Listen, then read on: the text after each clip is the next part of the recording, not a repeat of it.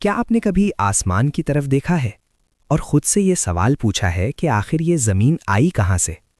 کیا یہ واقعی خلا کی خاموشی میں اچانک ظاہر ہو گئی، یا اس کے پیچھے کوئی ایسا راز چھپا ہے جو اربوں سال پرانا ہے؟ آج ہم جس زمین پر کھڑے ہیں، جہاں سانس لیتے ہیں، خواب دیکھتے ہیں، رشتے بناتے ہیں، وہ کبھی تھی ہی نہیں۔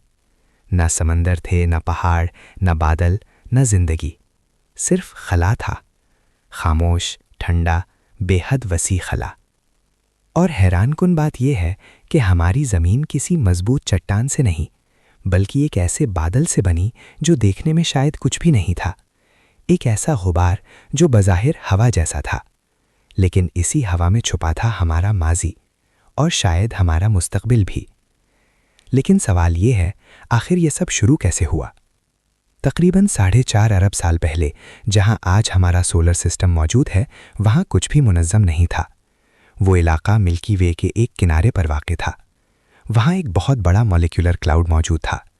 یہ عام بادل نہیں تھا جو ہم آسمان پر دیکھتے ہیں، یہ گیس اور گرد و غبار کا ایک دیویہ بادل تھا جو سینکڑوں لائٹ ایئر تک پھیلا ہوا تھا۔ اس کے اندر ہائیڈروجن، ہیلیم اور مردہ ستاروں کے ذرات موجود تھے۔ یہ ذرات کہاں سے آئے تھے؟ دراصل اس سے بھی پہلے کچھ بہت بڑے ستارے اپنی زندگی مکمل کر کے سپر نووا دھماکوں میں پھٹ چکے تھے۔ ان دھماکوں نے بھاری عناصر خلا میں پھیلا دیے، وہی عناصر جو آج ہمارے جسم میں موجود ہیں، وہی جو زمین کی مٹی میں ہے۔ یعنی سچ یہ ہے کہ ہم سب ستاروں کی راکھ سے بنے ہیں۔ وقت گزرتا گیا، اس مالیکولر کلاؤڈ میں ایک ہلکی سی لرزش پیدا ہوئی۔ ماہرین کا ماننا ہے کہ شاید کسی قریبی سپر نووا کے جھٹکے نے اس بادل کو ہلا دیا، اور بس وہی لمحہ سب کچھ بدل گیا۔ گریوٹی نے اپنا کام شروع کیا، چھوٹے چھوٹے ذرات ایک دوسرے کی طرف کھنچنے لگے، جیسے خلا کی خاموشی میں ایک انجانی کشش جاگ اٹھی ہو۔ جیسے جیسے ذرات آپس میں ٹکراتے گئے، حرارت پیدا ہوتی گئی، بادل کا مرکز تیزی سے گرم ہونے لگا۔ لاکھوں سالوں تک یہی عمل جاری رہا۔ آخر کار اس بادل کا مرکز اتنا گرم اور گھنا ہو گیا کہ وہاں نیوکلیئر فیوژن شروع ہو گئی، اور یوں ہمارا سورج پیدا ہوا۔ باقی بچا ہوا غبار سورج کے گرد گھومنے لگا۔ یہ غبار ایک چکر لگاتا ہوا ڈسک کی شکل اختیار کر گیا۔ اسے پروٹو پلانٹری ڈسک کہا جاتا ہے۔ اسی ڈسک کے اندر چھوٹے چھوٹے ذرات دوبارہ جڑنے لگے، جیسے خلا میں خاموشی سے کوئی تعمیر جاری ہو۔ لیکن یہاں ایک موڑ آیا۔ یہ ذرات صرف آہستہ آہستہ نہیں جڑ رہے تھے، وہ تیزی سے ٹکرا رہے تھے۔ ہر ٹکراؤ کے ساتھ کچھ ٹوٹتا، کچھ بنتا، کچھ اجسام بڑے ہوتے گئے، کچھ ختم ہو گئے۔ لاکھوں سال بعد اس ڈسک کے اندر تقریباً 20 کے قریب پروٹو پلانٹس وجود میں آ چکے تھے۔ لیکن خلا کی جگہ محدود تھی اور گریوٹی بے رحم۔ یہ ننھے سیارے ایک دوسرے کی طرف کھنچنے لگے، ٹکراؤ شروع ہو گئے۔ کچھ سیارے آپس میں مل گئے، کچھ مکمل طور پر تباہ ہو گئے۔ ہر تصادم کے ساتھ ایک نیا بڑا جسم بنتا گیا۔ انہی تصادموں کے نتیجے میں زمین نے شکل اختیار کی۔ لیکن یہ زمین آج جیسی نہیں تھی، یہ ایک آگ کا گولا تھی۔ اس کی سطح پگھلی ہوئی تھی، ہر طرف لاوا تھا، درجہ حرارت ہزاروں ڈگری تک پہنچ چکا تھا۔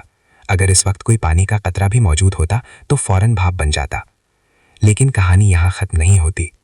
جب زمین ٹھنڈی ہونا شروع ہوئی، ایک اور تباہ کن واقعہ اس کا انتظار کر رہا تھا۔ ایک سیارہ جس کا سائز مریخ کے برابر تھا، زمین کی طرف بڑھ رہا تھا۔ سائنسدان اسے تھیا کہتے ہیں۔ اور پھر وہ لمحہ آیا جس نے سب کچھ بدل دیا۔ تھیا زمین سے ٹکرا گیا۔ یہ تصادم اتنا شدید تھا کہ زمین کا ایک بڑا حصہ خلا میں بکھر گیا۔ جلتے ہوئے ٹکڑے زمین کے گرد چکر لگانے لگے۔ وقت کے ساتھ وہ ٹکڑے آپس میں جڑتے گئے اور یوں چاند پیدا ہوا۔ جی ہاں، ہمارا چاند دراصل ایک تباہی کی یادگار ہے۔ لیکن اسی ٹکراؤ نے زمین کو 23 ڈگری جھکا دیا، اور یہی جھکاؤ ہمیں موسم دیتا ہے۔ گرمی، سردی، بہار، خزاں، سب اسی جھکاؤ کی دین ہے۔ لیکن اب بھی زمین بے آب و کیا تھی، نہ سمندر تھے نہ دریا، تو پھر پانی کہاں سے آیا؟ 2005 میں ناسا نے ایک مشن لانچ کیا جس کا نام تھا ڈیپ امپیکٹ۔ اس مشن نے ایک دمدار ستارے سے ٹکرا کر یہ ثابت کیا کہ کومیٹس کے اندر برف کی شکل میں پانی موجود ہوتا ہے۔ ماہرین کا خیال ہے کہ ابتدائی دور میں ہزاروں کومیٹس زمین سے ٹکرائے، ہر ٹکراؤ کے ساتھ وہ پانی لاتے گئے۔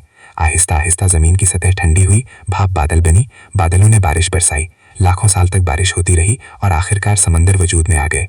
لیکن زندگی کے لیے صرف پانی کافی نہیں تھا۔ ابتدائی زمین کے ماحول میں آکسیجن موجود نہیں تھی، فضا میں میتھین، کاربن ڈائی آکسائیڈ اور نائٹروجن زیادہ تھی۔ زندگی کی شروعات سمندروں کی گہرائی میں چھوٹے جراثیم سے ہوئی۔ یہ مائکرو آرگینزم سورج کی روشنی استعمال کر کے فوٹوسنتھسس کرنے لگے اور ایک ضمنی پیداوار کے طور پر آکسیجن خارج کرنے لگے۔ کروڑوں سالوں تک آکسیجن سمندروں میں جمع ہوتی رہی۔ پھر ایک وقت آیا جب فضا میں بھی آکسیجن بھرنے لگی۔ اسے گریٹ آکسیجنیشن ایونٹ کہا جاتا ہے۔ اور وہ لمحہ زمین کی تاریخ کا سب سے اہم موڑ تھا۔ آکسیجن نے اوزون لیئر بنائی جس نے سورج کی نقصان دائق شعاؤں کو روکا اور یوں پیچیدہ زندگی ممکن ہوئی۔ سوچیں اگر وہ مولیکولر کلاؤڈ نہ ہوتا، اگر وہ سپر نووا نہ پھٹتے، اگر تھیا زمین سے نہ ٹکراتا، اگر کومیٹس پانی نہ لاتے، اگر جراثیم آکسیجن پیدا نہ کرتے، تو شاید ہم آج یہاں نہ ہوتے۔ زمین واقعی ہوا سے بنی، ایک ایسے بادل سے جو بظاہر کچھ بھی نہیں تھا، لیکن اسی کچھ بھی نہیں میں پوری انسانیت چھپی ہوئی تھی۔ اور شاید یہی کائنات کا سب سے بڑا راز ہے کہ بظاہر خالی خلا میں بھی زندگی کا بیج چھپا ہوتا ہے۔